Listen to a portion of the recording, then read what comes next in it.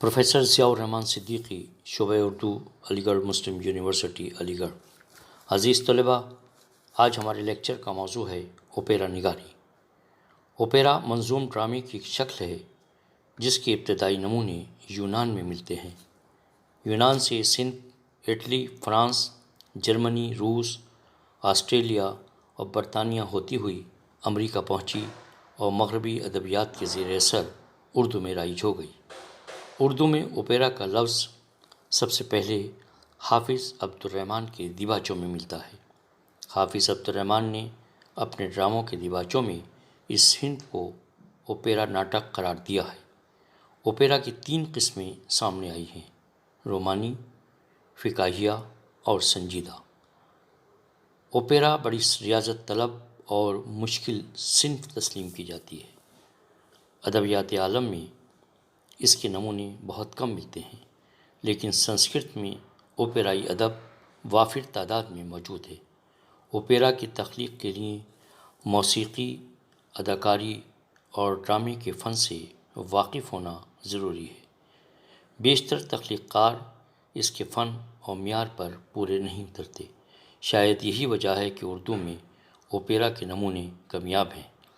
Opera کے حوالے سے 4 چیزیں بطور خاص قابل توجہ ہیں: لفظ، نغمہ، منظر کاری اور اداکاری وغیرہ۔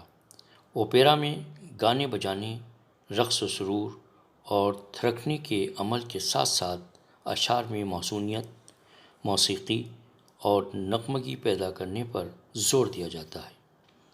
اوپیرا کا اسٹیج سے بہت گہرا تعلق ہے۔ اسے اسٹیج پر سنگیت کے ساتھ پیش کیا جاتا ہے۔ اس کے خد و خال اسٹیج کے ذریعے واضح طور پر نمایاں ہو جاتے ہیں، لیکن ریڈیائی اوپیرا اسٹیج اوپیرا سے بالکل مختلف ہے۔ دور جدید میں ریڈیائی اوپیرا کا ایک خوبصورت نام غنائیہ بھی دیا گیا ہے۔ اوپیرا کی تعمیر و تشکیل میں شاعری، موسیقی اور ڈرامہ تینوں اصناف نہایت متناسب انداز میں کار فرما ہوتے ہیں۔ لیکن اوپیرا میں نثر کا استعمال بھی کلی طور پر ممنوع قرار نہیں دیا گیا۔ ایسے اوپیرا کی مثالیں موجود ہیں جو مکمل طور پر منظوم نہیں ہیں۔ اکثر شعراء اوپیرا اور بیلٹ کو غلط ملت کر دیتے ہیں، یا شعر و موسیقی یا سنگیت روپک کو اوپیرا بیلے کے نام سے نوازتے ہیں، جبکہ یہ دونوں ایک دوسرے سے بالکل مختلف ہیں۔ 19ویں صدی تک ہندوستانی اوپیرا کا کوئی وجود نہیں ملتا۔ البتہ اوپیرا کی پہلی جھلک امانت کی اندر سبھا 1852 میں ملتی ہے۔ غالباً اسی لیے اردو میں اوپیرا کی روایت اندر سبھا سے وابستہ ہے۔ ابتدائی ڈرامہ نگار اور اوپیرا کے فن سے بخوبی واقف نہیں تھے۔ ان کی لا علمی اوپیرا کی ترویج و اشاعت میں حائل ثابت ہوئی۔ 20ویں صدی کی ابتدا میں طالب، آغا حشر اور احسن لکھنوی نے نظم کے ساتھ ساتھ نثر کو بھی شامل کر لیا۔ اس سے اوپیرا کا وہ محدود تصور ختم ہو گیا جو منظوم ڈرامے سے وابستہ تھا۔ نصف صدی قبل ریڈیائی اوپیرا تخلیق کیے گئے۔ اس طرح ریڈیو کے ذریعے اوپیرا اردو میں دوبارہ داخل ہو گیا۔ اردو میں ریڈیائی تخلیق کاروں کی تعداد اگرچہ بہت کم ہے، لیکن جن تخلیق کاروں نے اس صنف میں طب آزمائی کی اور اسے جلا بخشی، ان میں مختار صدیقی، سلام مچھلی شہری، ساغر نظامی، مخمور جالندھری، قیصر قلندر، امیر حنفی، شہاب جعفری، رفیق خاور، عبدالعزیز خالد، رفعت سروش، کمار پاشی، تلوک چند کوثر، جعفر طاہر اور بشر نواز کے نام قابل ذکر ہیں۔ اندر سبھا کے بعد جو اوپیرا تخلیق کیے گئے ان میں سلام مچھلی شہری کا زیب النساء ایک اہم اوپیرا ہے۔ اسے اردو کا پہلا اوپیرا تسلیم کیا جائے یا نہیں، یہ ایک سوالیہ نشان ہے۔ البتہ یہ ضرور کہا جا سکتا ہے کہ سلام نے اس کی تخلیق اس وقت کی جب شعرائے اردو میں اس صنف کا رواج بہت کم تھا۔ زیب النساء کو سلام نے ایک عشقیہ واقعے کی شکل نہ دے کر نہایت خوبصورت انداز میں پیش کیا ہے۔ تاریخی حقائق کے پیش نظر اوپیرا کی تمام تر تقاضوں کو ملحوظ خاطر رکھا گیا ہے۔ سلام نے زیب النساء اور اس کے والد اورنگزیب کے مزاجی کیفیت کا تعارف خود کرانے کے بجائے شاعر کے ذریعے کر مغلیہ دور حکومت میں تھا ایک فرما رواں، نامی اس کا اورنگزیب عالمگیر تھا، کش کبھی ہوتی نہ تھی اس مرد مومن کی کلہ، کش کبھی ہوتی نہ تھی اس مرد مومن کی کلہ، اور اصولوں کا بڑا پابند تھا وہ بادشاہ۔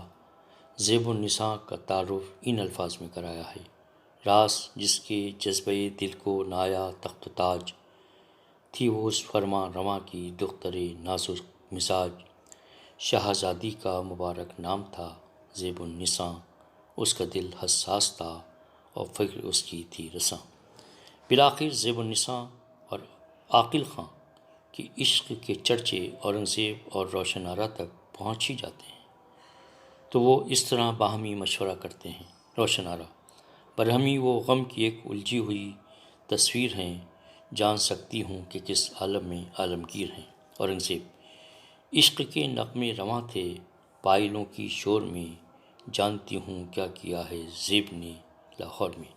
روشن آرا: میں تو پہلے جانتی تھی، آپ اب گھبرا گئے، دست نازک میں حنا بندی کے دن اب آ گئے۔ ساغر نظامی نے نہرو نامہ اور انارکلی جیسے طویل اوپیرا تخلیق کیے۔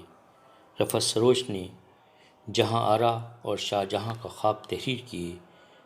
قیصر قلندر کے اوپیرا کا مجموعہ ساز جمال کے نام سے شائع ہوا۔ شہاب جعفری کا اوپیرا میری دنیا یہ میری جنت ایک طویل اوپیرا ہے۔ بشر نواز نے لوٹے ساون راجا، خواب زندگی اور سارے جہاں سے اچھا کے علاوہ بھی کئی اوپیرا تخلیق کیے۔ بشر نواز نے اپنے اوپیراؤں میں انسانی تمدن کی تاریخ کو اجاگر کیا ہے۔ ان کے چند اوپیرا آکاشوانی اورنگ آباد سے نشر بھی کیے جا چکے ہیں۔ موجودہ دور کے دو اہم اوپیرا مینا گرجری اور ہیر رانجھا ہیں۔ مینا گرجری کو 1952 میں پٹ منڈل نے ڈرامہ سوسائٹی احمد آباد کے زیر اہتمام پیش کیا تھا۔ ہیر رانجھا شیلا بھاٹیہ کا تخلیق کردہ اوپیرا ہے، جسے دہلی آرٹ تھیٹر نے 1956 میں اسٹیج کیا تھا۔ یہ اوپیرا وارث شاہ کی کلاسک تخلیق پر مبنی ہے۔ 20ویں صدی میں منظوم ڈرامے اور اوپیرا کا احیاء ہوا۔ ڈرامے کے مقابلے میں اوپیرا کی تعداد کم ضرور ہے، مایوس کن نہیں۔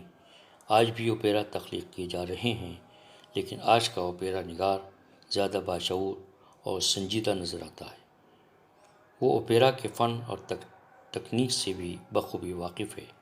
اوپیرا کی تخلیق کے لیے مختلف پہروں میں شعر کہہ دینا ہی کافی نہیں، بلکہ اوپیرا کے تقاضوں کے پیش نظر ہر شعر میں ایسے الفاظ استعمال کیے جائیں جن میں نغمگی اور غنائیت کا بھرپور اظہار ہو۔ اردو میں اس طرح کے الفاظ کا ذخیرہ موجود ہے۔ دور جدید کے اوپیرا نگار بڑی خوبصورتی کے ساتھ اردو لفظیات سے استفادہ کر رہے ہیں۔